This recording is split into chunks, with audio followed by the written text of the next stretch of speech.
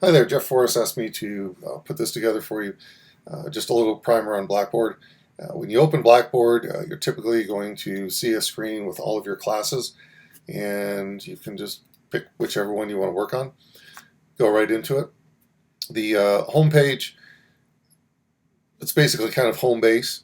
In terms of calendar and due dates, I don't always trust this very much. So I always tell the students, make sure that you create your own calendar of deadlines based on the assignment deadlines, just in case they don't match up. I tell them not to rely on the calendar in here. It's not always that accurate. Announcements, this is one of my favorite features. I use it all the time. And the reason I like it over email is students often don't read Blackboard email. I don't often read Blackboard email, frankly. I have the students just email my direct email account because I'm checking that pretty much all day long.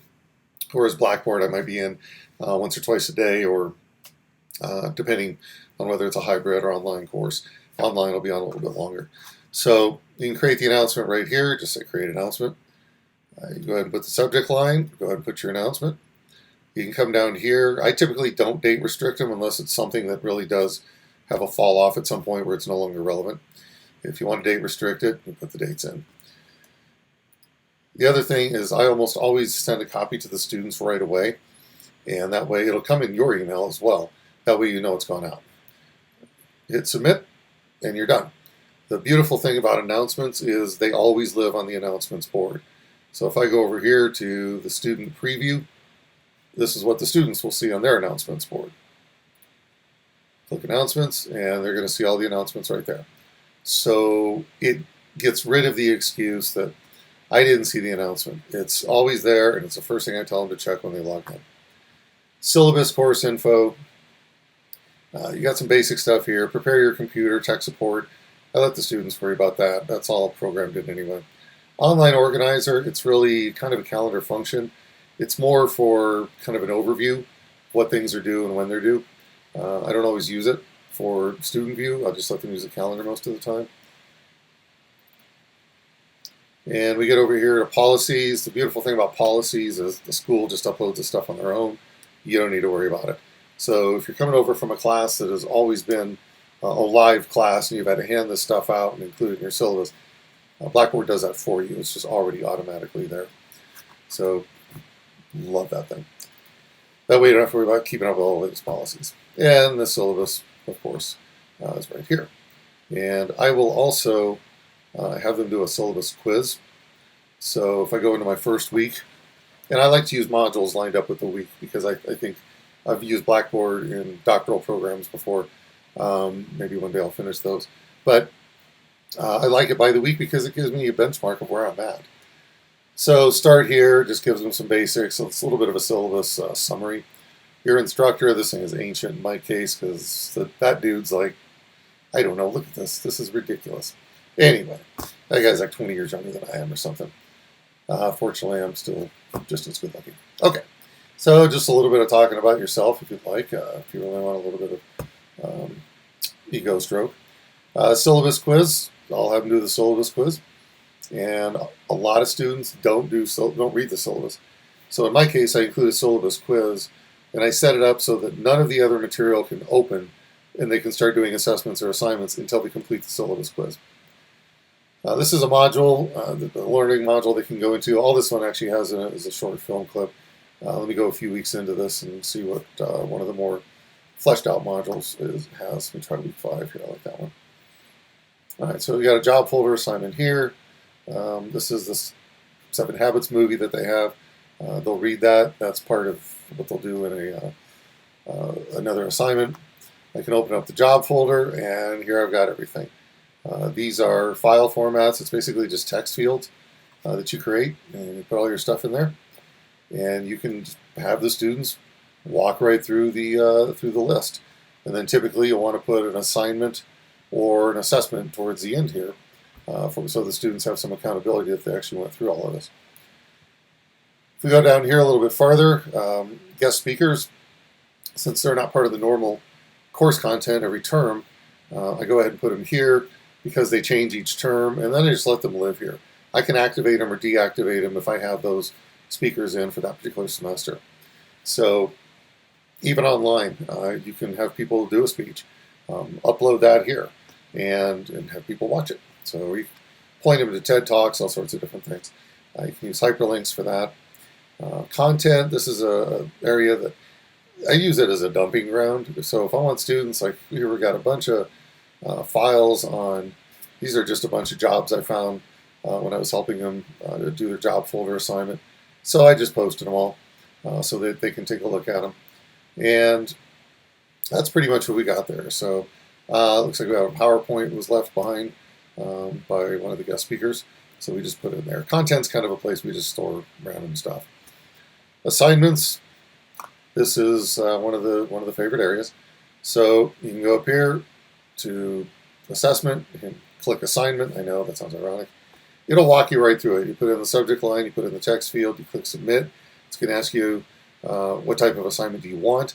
You put the content right there. You upload your file right there, and then you tell it how you want to grade it. So I use Rubrics all the time. I like Rubrics. And let's see here. Let's try one that find an assessment if I can. Oh wait, these are assignments, everybody. Well, that's fine. Let's use one of those then. Company research assignment. Okay, so here we go. As I mentioned, I like to use rubrics. So I'll say view the rubric.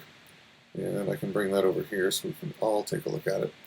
I love using rubrics. This one's actually a very simplistic one because of the way that they have to present their information.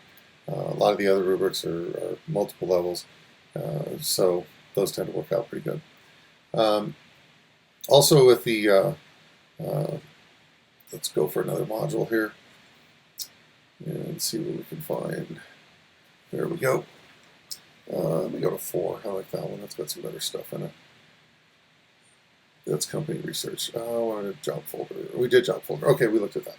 The other thing to look for is assessments. Assessments are pretty much exams.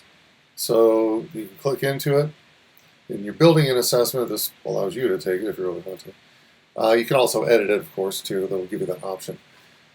When you're doing the assignment, there you go. Edit the test options, make it available, all sorts of things here. An assessment's an exam. It'll ask you, do you want multiple choice? Do you want short answer? How do you want to grade it? And the beautiful thing about assessments is they self-grade. Students tend to make a lot of simple errors on the assessments, though. They meant to type one word, they typed half of another. So sometimes you find yourself going back in to try and correct that.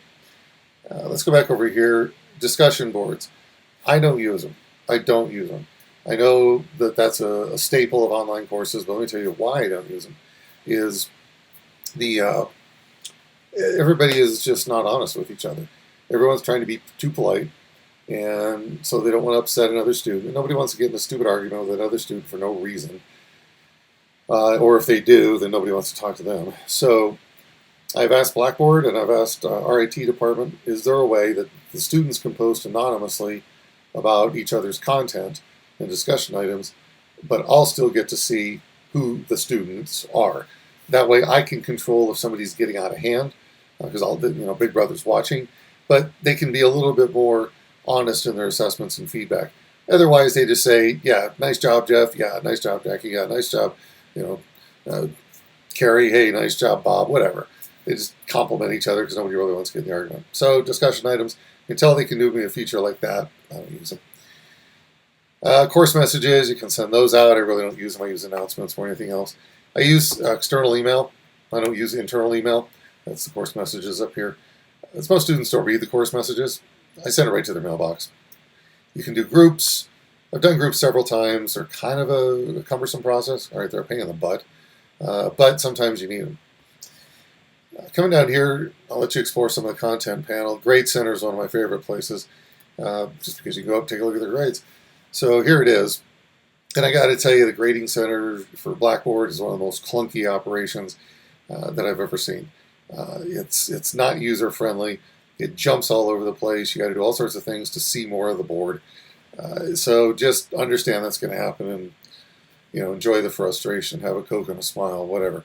So you can also get on here, needs grading. Another one of my favorite links. I don't have to go trying to find stuff. I can come in here and I can see what they've turned in. And if I just want to see one group of what they've turned in, I can go ahead and select that out too. So that's the overview of Blackboard. If you do have questions on this specifically, contact the IT department. They're very good at turning around, getting answers to you right away. They've also got a good database online to answer questions for you. If you're stuck, just not sure on classroom management type issues, feel free to give me an email. It's pricej@msudenver.edu. And if you're in an emergency and need help right away, my emails I probably answer maybe once a day because I get a lot of them. But my text, that's my cell phone, 303-912-0917. Shoot me a text, tell me who you are, and what the quick question is. If I can try and help you out right there, I will. If not, I'll try and get you pointed in the right direction. A lot of times if I don't recognize the number, it goes right to voicemail. So just let it go to voicemail, leave a quick voicemail, and then I'll check it next opportunity I get and get back to you. I've been working with Blackboard for a long time. I've been doing online and hybrid courses for a long time, so I'm pretty familiar with how to jump around and how to maneuver around this stuff. I also have an assistant that helps me out doing some of the administrative things, if I need assignments uploaded or announcements sent out or so forth. And she's also very adept at that, so hopefully one of us will be able to answer your question. That's it for now, and hopefully this will be helpful to you.